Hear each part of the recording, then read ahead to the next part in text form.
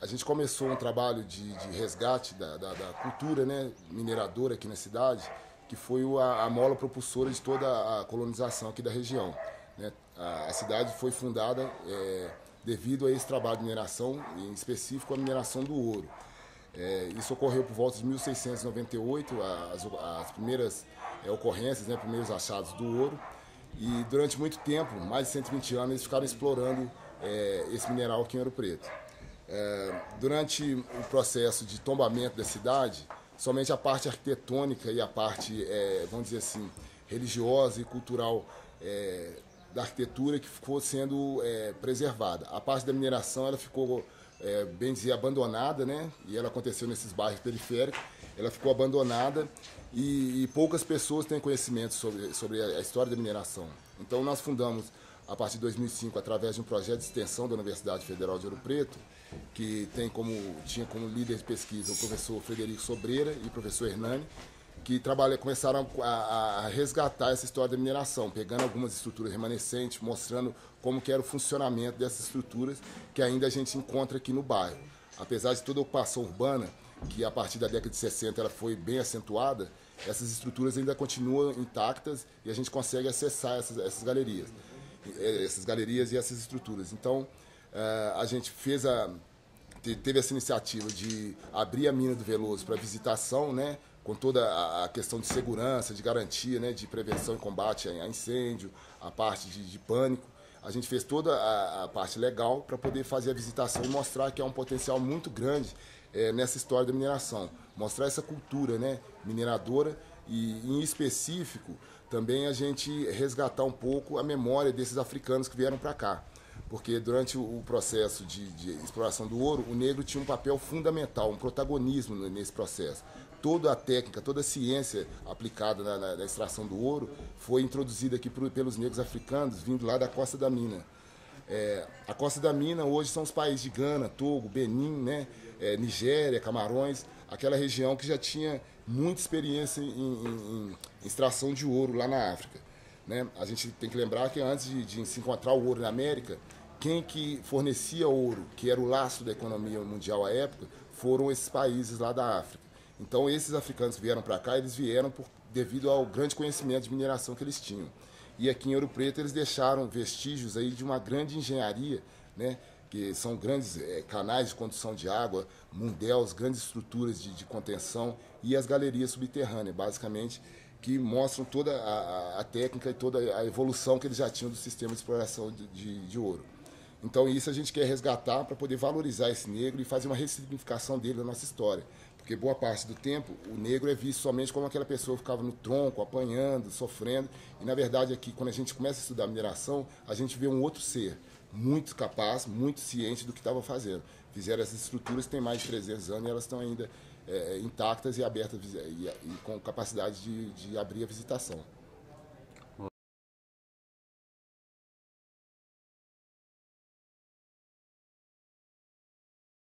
Aqui a gente consegue ver esse processo dessa câmara, né, que é um método de mineração que até hoje é usado na mineração moderna, que é o método de câmaras e pilares de sustentação. Aqui a gente pode olhar e ver sempre que eles deixam parte do material para poder fazer o trabalho como se fosse um pilar de sustentação, né, do teto da galeria.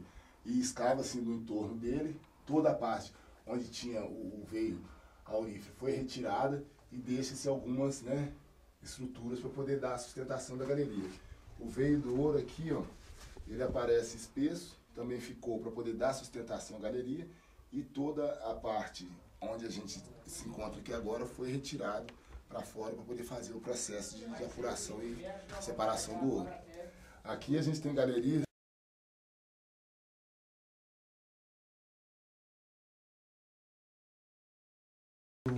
todas para poder não ficar uma visita muito extensa, mas você vê, ó, tem túneis que serviam também para trazer ventilação para dentro da galeria. Essa galeria específica, ela saía na superfície, mas o proprietário do terreno lá construiu e obstruiu a saída. Mas mesmo assim ainda tem um fluxo de ar, você consegue perceber.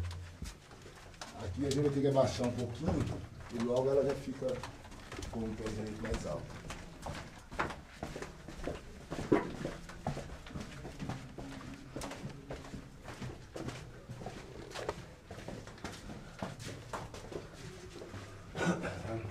Espera só um pouquinho, só para chegar no microfone. Aqui é interessante que aqui você consegue ver essa mineralização do ouro já mais fininha aqui, né, com um brilho característico metálico que a gente já conhece do ouro, mostrando que é um ouro em pó, né? Você vê vários pontinhos brilhantes aqui de ouro. E também a gente vê essa argila que era muito utilizada para poder fazer os adornos, as pinturas das igrejas. Então você tem várias tonalidades desse mineral que era usado como base para poder fazer as pinturas, né, principalmente das igrejas, né, dos monumentos lá do centro histórico. Dá para se notar também aqui a questão da formação geológica, que é um facilitador, porque a gente está aqui numa rocha sedimentar, e toda rocha sedimentar ela tem planos de descontinuidades que facilitam o trabalho. Então você sabe exatamente onde você vai colocar a ferramenta de corte para poder tirar blocos maiores, bem nessas descontinuidades que é bem característico das rochas sedimentares.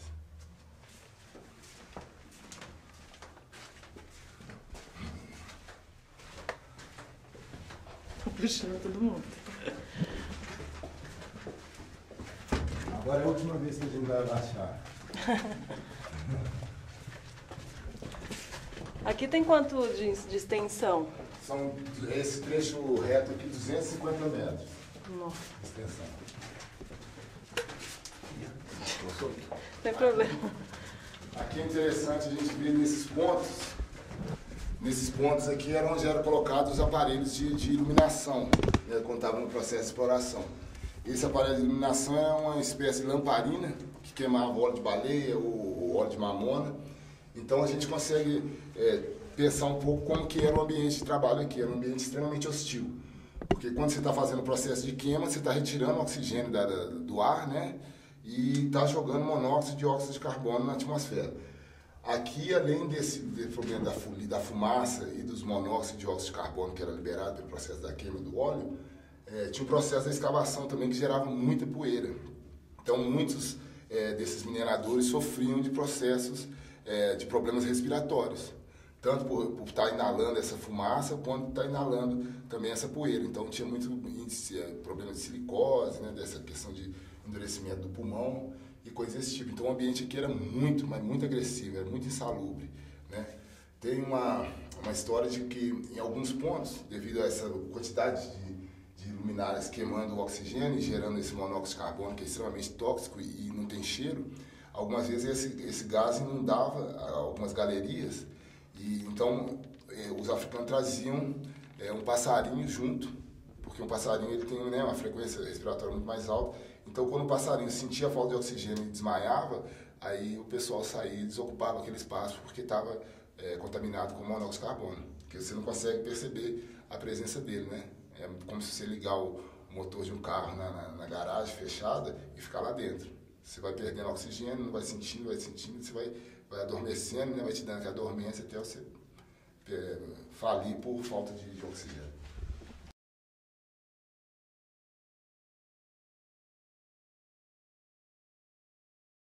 A gente chega, né, depois da gente percorrer esse pequeno trecho aqui, que a gente consegue ver a entrada. Então essa aqui é como se fosse um canal de acesso à grande jazida. Aqui a gente já vê o veio, né, de quartzo já bem mais espesso, né? A gente já começa a ver essa técnica também de deixar parte, mesmo que seja um material rico, né, com probabilidade de ter quantidades de ouro, eles deixavam para poder fazer a estruturação. Então esse aqui é como se fosse uma viga de sustentação da galeria, né? Porque mineração subterrânea você tem que ter uma certa prudência, não pode ir com muita sede ao pote, porque logo acima dessa camada aqui desse veeiro de ouro, você tem uma camada extremamente frágil, né? Que não daria suporte, poderia acontecer o colapso da estrutura. Então, toda essa técnica de exploração, de escavação e já fazendo do próprio material que você está escavando a parte da estrutura, isso tudo foi introduzido aqui por esses africanos, né? Em especial a essas etnias Minas e Jeje, que eram extremamente habilidosos e conhecedores das técnicas de mineração subterrânea, que já traziam lá, né, da África do processo secular de exploração de ouro que já existia lá. Aqui a gente pode entrar e ver todo esse labirinto de galerias que a gente tem aqui, né? quando às vezes dizem assim, a Ouro Preto é um queijo suíço, é por causa desse tipo de situação, que você tem toda a encosta dessa Serra de Ouro Preto, né, que vai daqui do bairro São Cristóvão, na entrada da cidade, até o bairro do Gogô, em Mariana, né, que é uma cidade aqui vizinha. Toda essa encosta aqui, ela foi escavada. Aqui em Ouro Preto tem registro de mais ou menos 450 galerias subterrâneas, né, algumas não tão grandes quanto essa, mas que usavam essa mesma metodologia, esse mesmo processo de trabalho. Vamos descer aqui que a gente ver o salão. Peraí.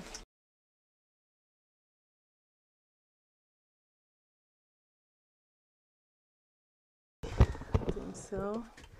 Gravando. Aqui a gente já encontrou alguns artefatos que eram, né, algumas ferramentas que eram usadas por esses mineradores para poder abrir toda essa galeria. Era toda ela aberta manualmente, com ferramentas simples, né? Que são os ponteiros, as alavancas, marretas, eram só essas ferramentas simples. Ainda que não tinha nenhum processo ainda de explosivo para poder abrir as galerias. Toda ela aqui foi aberta manualmente, com ferramentas simples, né, mas com muita ciência, porque eu volto a repetir, a gente está dentro de uma rocha sedimentar e ela tem planos de descontinuidade que você sabendo onde pôr a ferramenta, você consegue, com pouco gasto de energia, consegue quebrar blocos maiores. Então a gente tem até lá fora alguns artefatos desses que a gente encontrou aqui dentro desse processo de pesquisa arqueológica que a gente está fazendo aqui também. Você acredita que quantos homens trabalharam aqui? Tem um registro de 1804, em 1804 já está declinando a produção. Então o imperador manda para cá uma turma para poder fazer um censo, acho que foi um dos primeiros censos do Brasil. E nesse censo de 1804, o coronel Veloso tinha 88 escravos. Né? Mas a gente tem que lembrar que não era só escravo que trabalhava na mina. Trabalhava branco, trabalhava paulista, trabalhava índio, trabalhava vários outros grupos étnicos que trabalhavam nas minas também. Então ele tinha 88 escravos negros, então a gente acredita que tinha a turma também do suporte, né? Que aí são os feitores, os encarregados, a turma que ficava da fiscalização ali, e já num processo de declínio da produção. Então se você tinha 88 escravos, era uma mina muito populosa, porque o escravo era uma mercadoria cara, vamos dizer assim, né? Esse trabalhador ele era vendido caro. Então, 88 escravos, a gente acredita que devia ter na linha toda mais de 120 trabalhadores aqui em 1804, na parte descendente, vamos dizer assim, da produção. Quando estava no auge, talvez 1750, 1760, a gente acredita para mais de 200 trabalhadores aqui, porque tinha toda aquela parte externa também sendo feita para poder derrubar a encosta. Então aí você demandava mais mão de obra para você poder abrir todos aqueles canais de condução de água e fazer toda aquela estrutura externa. E tem uma ideia de quanto que já foi extraído de ouro dessa mina? Não, dessa mina não, porque os registros eram muito ruins, muita coisa se perdeu, né, por falta de interesse até, vamos dizer assim, do poder público. Então muita parte da documentação assim, ou estão perdida, né, algum desses arquivos aí, lá até mesmo de Portugal, né, do Rio de Janeiro, de Belo Horizonte. Aqui em Ouro Preto tem muito poucos. Né? A gente encontra algumas coisas na igreja do Pilar, né, no arquivo municipal, mas tudo disperso. Então a gente ainda tem que fazer esse trabalho de garimpagem dessas informações, porque o que a gente tem como referência são alguns trabalhos, principalmente do Eschweg, que veio aqui em 1813, a mando da coroa portuguesa, para entender o processo de mineração e entender por que estava declinando. Porque em 1804 eles fizeram o censo e notaram esse declínio. Então mandaram esse mineralogista alemão em 1813 para ele entender o que estava acontecendo nessas minas. E aí ele vê essa necessidade de industrialização, porque o ouro fácil já tinha ido embora. Então nessa fase ele registra aqui, né, levantando os documentos, ele registra 650 toneladas de ouro que saiu aqui da região. Não só dessa mina, né, de toda a região aqui de Ouro Preto. Mas isso aí oficialmente. Aí, se você pensar no contrabando, naquele ouro que saía, porque quando montaram a Casa dos Contos para poder regular, né, que seria como fosse, né, um Ministério da Fazenda, para regular a captação do quinto, muito ouro já tinha sido levado contrabandeado. Então, não dá bem para a gente precisar muito isso. Então, a ideia, dentro desse projeto de pesquisa que a gente faz aqui, a gente levantar também, com base nesses volumes, que uma das ideias é fazer um mapeamento tridimensional dessa mina, de onde você consegue levantar o volume escavado. Então, com o volume escavado e com o teor de ouro que a gente encontra em algumas amostras aqui, dá para você poder fazer uma estimativa de volume de material que foi retirado dessa galeria. Legal. Esse é um trabalho que ainda está... Né, E tá porque